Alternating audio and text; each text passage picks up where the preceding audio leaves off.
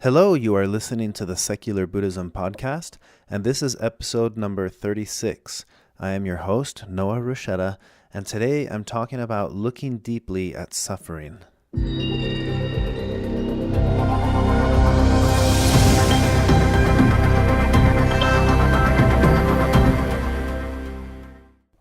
The Secular Buddhism podcast is made possible by the Foundation for Mindful Living, a 501c3 nonprofit whose mission is to make the world a better place by teaching people to live more mindfully.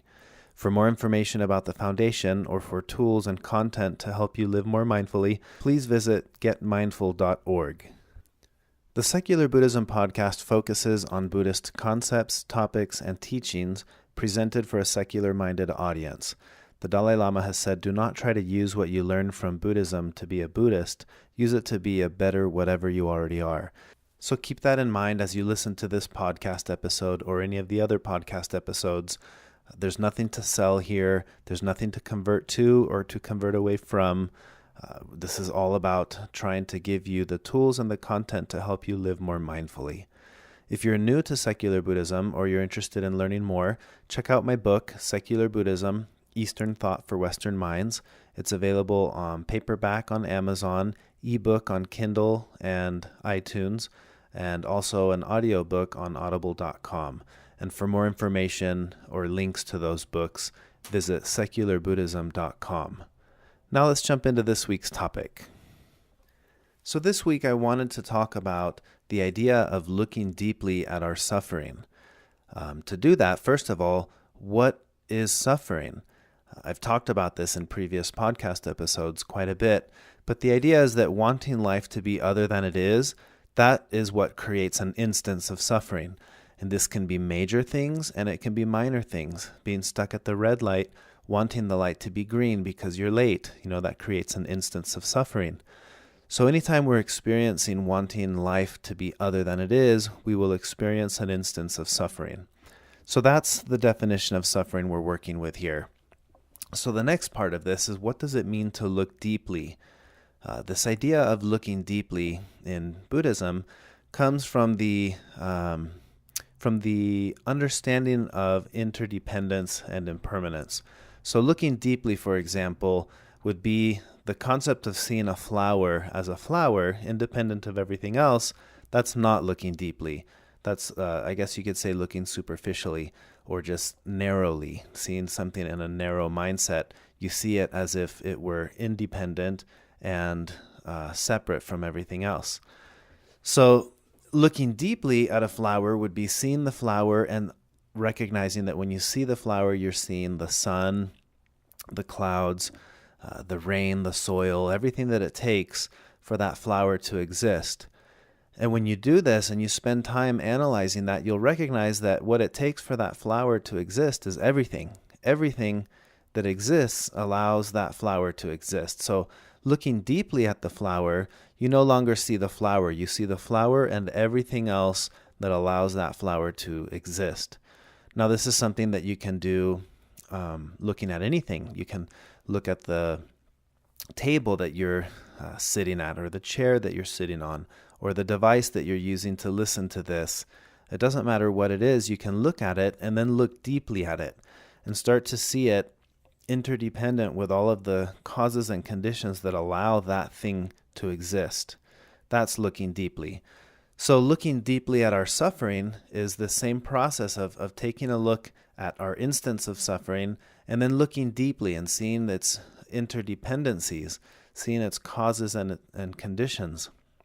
So when we see suffering through the lens of impermanence, we recognize that it's constantly changing. This idea of this too shall pass. When this can be helpful when you're experiencing an instance of suffering, because you recognize that it's impermanent. It's not going to last forever.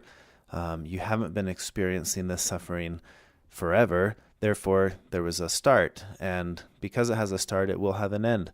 So sometimes recognizing that suffering is impermanent, holding on to that thought of this too shall pass, is enough to start to minimize the pain that we experience during our suffering.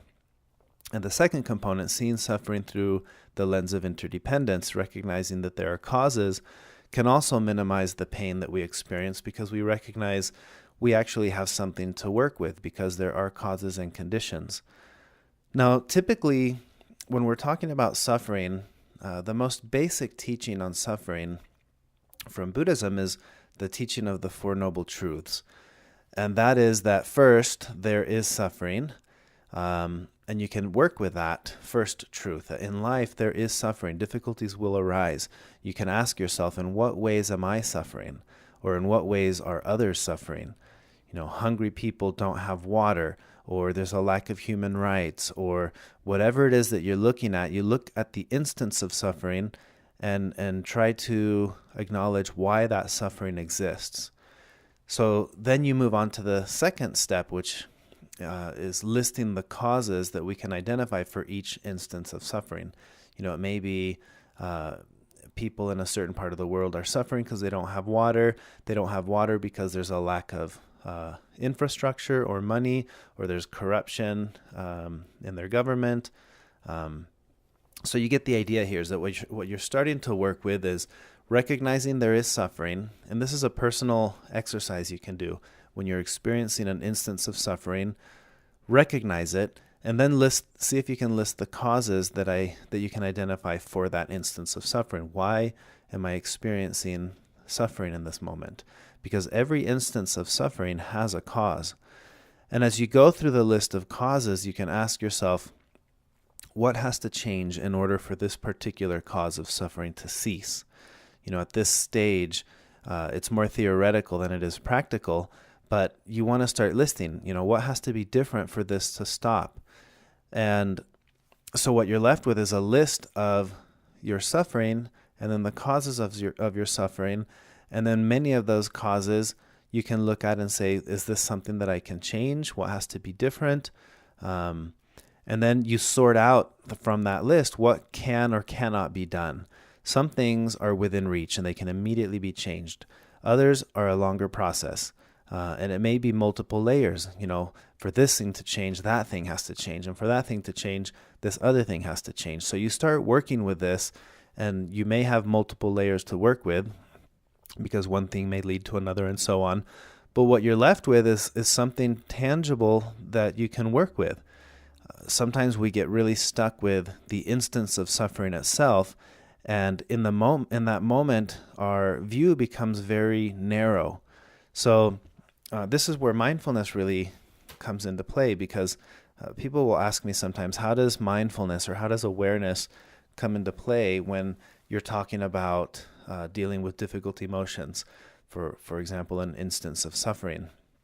And the idea here is that the mindful view of suffering is a wide view. It's a deep view and a wide view. Deep in the sense that it recognizes that the suffering isn't the only thing there. There are causes and conditions. So you spend time looking at the causes and conditions and the causes of the causes and so on. So that would be the deep view. And then the wide view is the other component here. So take a minute and just look around. Whatever you're doing, stop for a minute. Whatever you're doing, you're listening to this podcast. So just work with me here for a second. Just look up. If you were looking down or whatever you're doing, just look around for a second and recognize that everything that you can see in your peripheral vision, like just the entire scope of what you can see, if you were to lift your arms up at your sides, like at 90 degrees and slowly move them in, it doesn't take long before you can recognize in your peripheral vision your left hand and your right hand. They enter into view. Now, they're not the focus of your view because you're looking at something straight ahead, but you can recognize that they're there. They're in your view.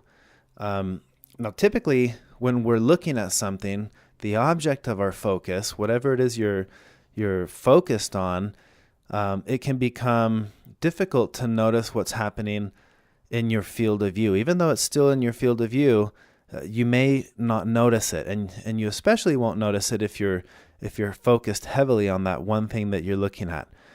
So we do this with instances of suffering. When we're experiencing negative emotions, we tend to narrow our view, almost like if you were to cup your fingers like a telescope and put it over your eye and just look at whatever it is that you were looking at. Now put your hand over your eye like you would a telescope or binoculars, and now look at it. Now you're certainly not seeing the other things that are in your peripheral vision.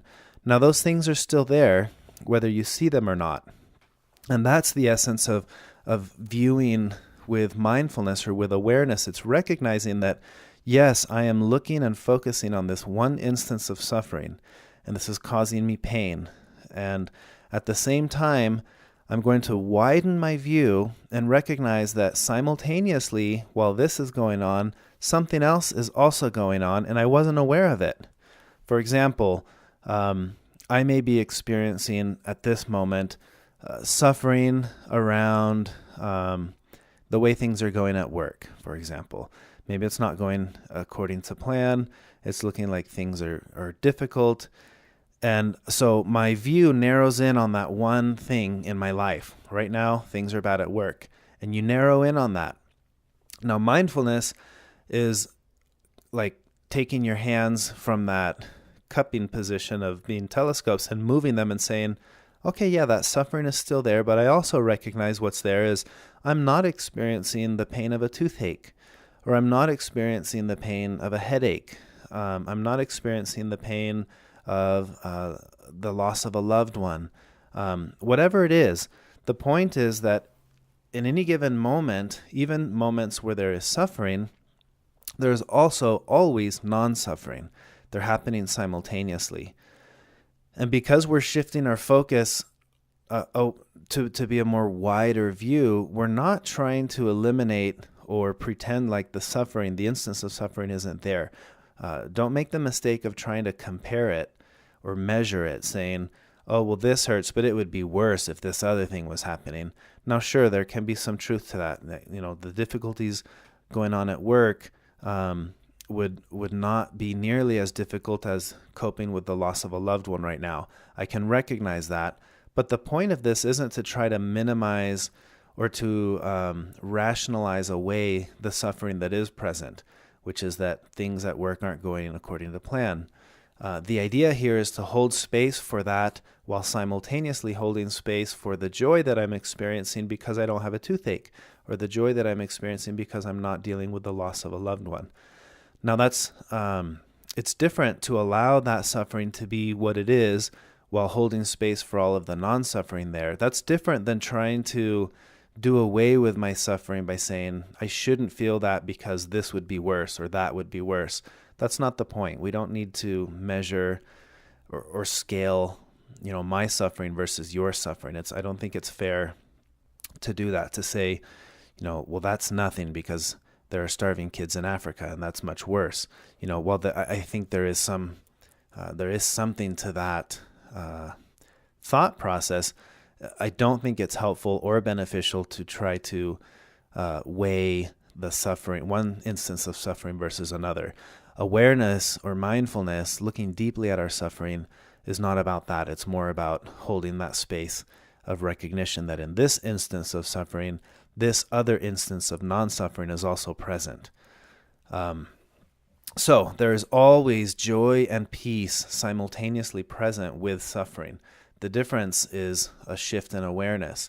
So that's how mindfulness or awareness helps us to deal with difficult emotions. It helps us to switch out of that narrow view that can only see the instance of suffering to a wider view that recognizes, yeah, that's still there, but so are all these other things, and these other things are good right now. So the toothache reminds us of the joy of not having a toothache, right? And at any given moment, we're enjoying the peace and joy of being free from some sort of pain or suffering. And that's something that we can look at and spend time with in mindfulness.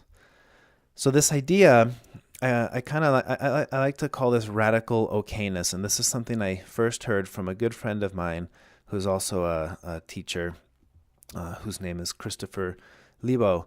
And he runs the Salt Lake Buddhist Fellowship, and really good guy. But in one of the presentations I went to where he was talking, he mentioned this concept of radical okayness, and I had never heard that, and I love it. And I think I've mentioned this on the podcast, but the idea around radical okayness is that at any given moment in life, right now, regardless of what's happening, I can experience a sense of radical okayness. I can be completely okay with this moment. And this is different than, I think, chasing that, that the moment of intense pleasure as opposed to intense pain. That would be radical, I don't know what we would call that, like goodness, or, wanting to ride the roller coaster and only have the peaks and not have the valleys can cause us pain, because you can't get to the peak without there being valleys, right? You have to have lows in order for there to be highs. There's no such thing as a high without reference to a low. Radical okayness is about recognizing that what I have right now in a different scenario could be exactly what I wish I had. For example, if I were to find out tomorrow that a loved one has terminal cancer, or I don't know, it could be almost anything that's going to be difficult. So when I get that news, I could look back to today and think, I would give anything to go back to what it was like yesterday, when things were just good. And I thought that things weren't good, but they actually were, because now I'm going through something more difficult. So the idea here is we're already in that moment. You're in that moment right now, regardless of what's happening, because something could change that moment in the future and you would want to come back to this. And yet here you are in the present moment, unaware of how radically okay this moment already is. That's kind of the thinking of radical okayness. And I really like that, because it's true. Tomorrow I could look back and think, well, geez, I thought yesterday was hard. Now that this or that popped up, I would give anything to go back to yesterday. And here we are. Today is always the yesterday of tomorrow. So we're always in the space of being able to experience this radical okayness if we can look deeply, and if we can look with a wide view instead of a narrow view at our instances of suffering. So I have 5 steps that I think are helpful for us to be able to look deeply at our suffering, at our emotions. The first one is that we want to recognize what we're experiencing. If we're angry, we say, I know I'm experiencing anger, or I know that there is anger in me right now. So we're recognizing what's actually there. Now, this is an important step, because a lot of times we don't recognize what we're experiencing. Sometimes you could be in a bad mood. You could be in a chronic bad mood, for a significant portion of your life, and to you that's normal. And someone else might look at you and say, yeah, so-and-so's always grumpy or always angry. You wouldn't recognize that because to you it's normal. So the recognition is important here. I want to recognize the actual state that I'm experiencing. If I'm angry, I don't want to pretend I'm not angry. If I'm sad, I don't want to pretend and say, I'll counter this by trying to just be happy, ignoring the fact that I'm sad. We need to actually recognize what we are is what we are. So I'll recognize that this is what I'm experiencing. Once I recognize it, I can accept that that's what it is. So step 2 is acceptance. And I've mentioned this multiple times, the idea of acceptance versus resignation. It's not the same thing. Acceptance is that we don't deny what's there. We're not going to deny what's present for us. We accept it. We accept that that's what's there. So, for example, if it's suffering or sadness or anger, I can accept that that's what I'm feeling, and I don't have to pretend like I'm not. I'm just going to accept that, yeah, I am experiencing sadness for this thing I'm going through. The moment you can recognize and accept what's there, you can go to the third step, which is embracing. Here we hold space for our emotions, for suffering. In the same way that when my little girl is crying, I can pick her up and hold her. I can embrace her. I can try to comfort her. It's no different with our own negative emotions. When I'm experiencing sadness or I'm experiencing anger at how something is playing out, I can embrace that emotion and have compassion for it, compassion for myself for experiencing it, in the same way that I would hold my child who's crying. And I can say, okay, I'm experiencing this sadness. I recognize it. I accept it. And I'm going to embrace that I'm sad, or embrace that I'm angry right now. It's what I'm feeling. So that leads us to the fourth step. Now I'm going to look deeply at this. I want to look really deeply at this emotion I'm experiencing. What has caused this emotion to be here? What has caused this suffering to arise? And this is what I mentioned earlier, where you can look at the causes and look for the causes of the causes. And with that, looking deeply, we go to the fifth step, which is insight. When you start to look at something deeply, you gain insight by understanding what the causes and conditions are. We know what to do, what not to do. If my instance of suffering is a toothache, and I have no insight into the nature of this pain I'm experiencing, I might not know that by continuing to eat, a Jolly Rancher or something, it's hurting my tooth more. But I wouldn't know that unless I was able to recognize, I've got a toothache. Okay, then that's what it is. I accept it. I'm going to embrace that. I'm going to look deeply at it. What are the causes? I might recognize, the cause could be that I have a cavity. And with that recognition and insight, I can say, cavities, sugar aggravates that. Okay, maybe I should stop eating sugar. Maybe I should go get my cavity filled. So that's a very simple example that I think is easy for all of us to recognize, because that example is pretty much common sense. But sometimes our suffering isn't that clear.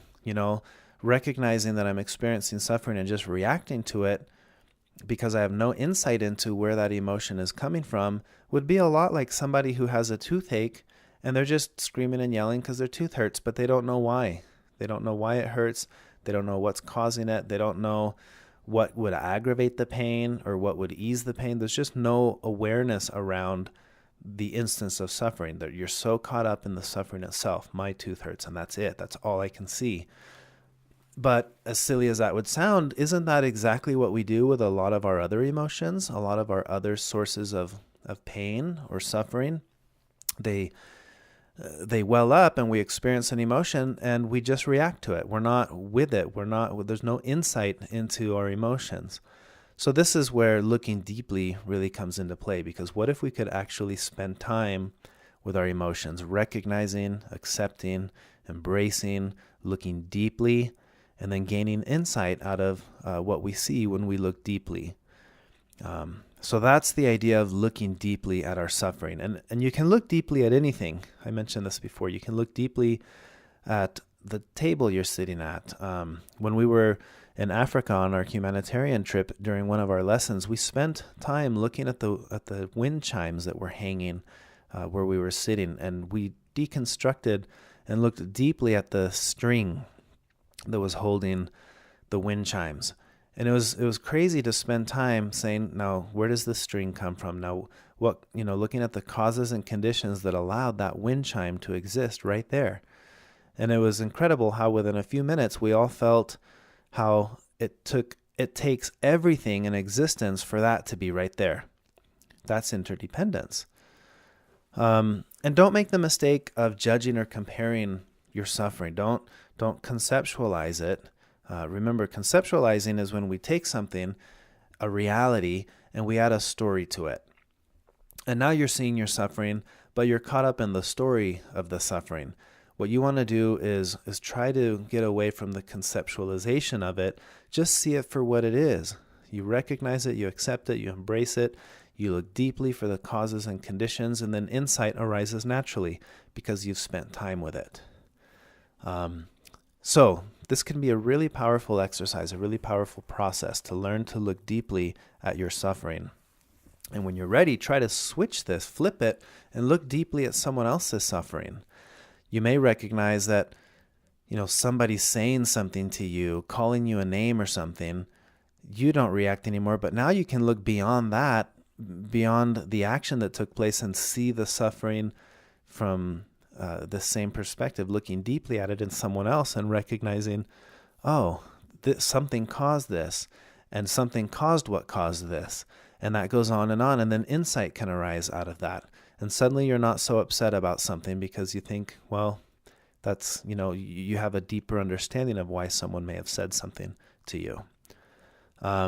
So remember, in nature, change is incremental. Wisdom or transformation can be gradual. So be patient with yourself. Don't expect to sit there, ponder on these topics, sit with an instance of suffering, and then that's it. Now I'll never be mad again. It doesn't work that way. But what does happen is that gradually, incrementally, you'll notice that the way that you perceive your own suffering changes. You start to experience this radical okayness throughout any instance of suffering, because the instance of suffering is never independent. It never exists without its causes and conditions, and it's never permanent. And it always exists on the same plane in the same sphere as all these instances of non-suffering. So anytime that you're experiencing suffering, simply recognizing that you're also experiencing non-suffering is already a very valuable perspective to have, to be able to spend time with, in awareness with your suffering. You can gain a lot of insight.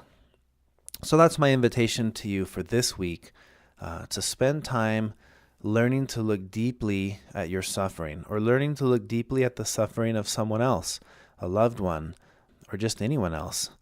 So learn to look deeply at suffering.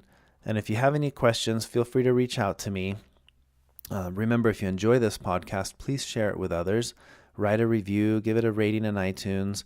And if you're in a position to be able to, I would encourage you to consider making a one-time donation or becoming a monthly contributor to the podcast by visiting secularbuddhism.com or the foundation website getmindful.org. You can click the donate button at the top of the page. And that's all I have for now, but I look forward to recording another podcast episode soon. So thank you for your time, and until next time.